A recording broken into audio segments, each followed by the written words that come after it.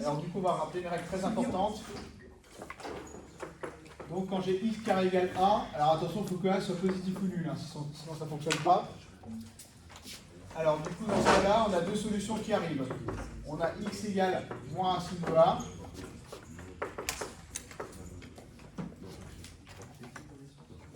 Voilà, donc du coup, très important, alors donc très important, c'est de connaître ça, c'est très important.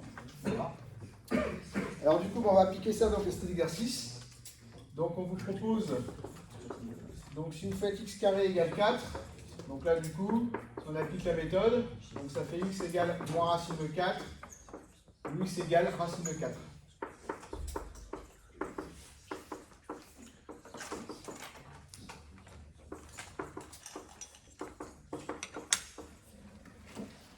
D'accord?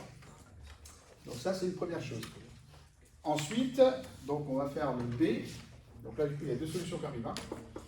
Alors pour le B, donc pour le B, bon ça va être sensiblement pareil. Donc là c'est pareil. On va donc x égale moins racine de 7 ou bien x égale racine de 7. Donc là par contre c'est pas un carré parfait donc ça ne simplifie pas. Donc on a les solutions tout de suite.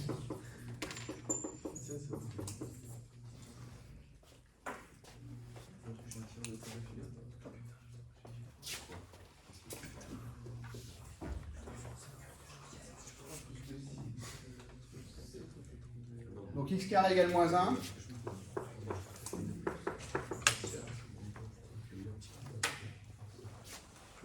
Donc là ici attention, x carré égale moins 1, on a quelque chose de négatif en face. Donc là on est bloqué, on ne peut pas. Et ouais, on ne peut pas. Donc là du coup attention, moins 1 est négatif strictement.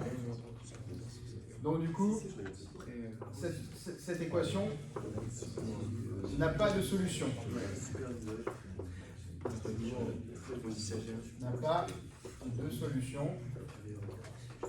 Donc, alors S égale donc ensemble vide. D'accord.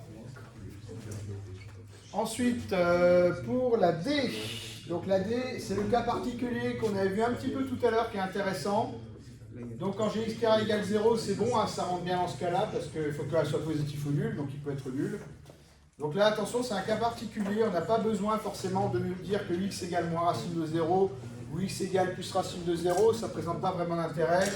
On peut effectivement, dans ce cas-là, directement dire que si un nombre au carré est nul, alors forcément ce nombre est nul. Donc du coup, on a S égale donc 0 est solution. Et c'est la seule. Allez, je fais le dernier. Donc le dernier, c'est G.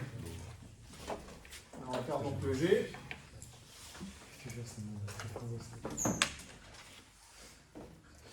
Donc pour le G, on vous propose donc x carré, enfin x plus 2, pardon, au carré, qui est égal à 16. Donc là, ici, on n'a pas que x, on a un groupement. Ce n'est pas grave, on va quand même appliquer la méthode, ça ne va rien changer en fait. Sauf que, au lieu d'avoir x, on aura x plus 2 en bloc. Donc du coup, ça va faire donc x plus 2 est égal à racine de 16, ou bien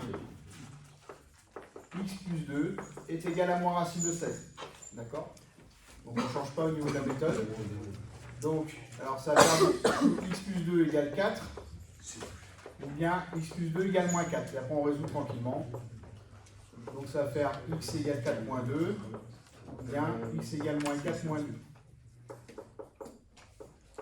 Donc ça va faire 2, ou bien x égale donc moins 6. D'accord? Donc là on a deux solutions quand même. Donc on les met dans l'ordre, donc moins 6 en premier, et après 2. D'accord? Voilà.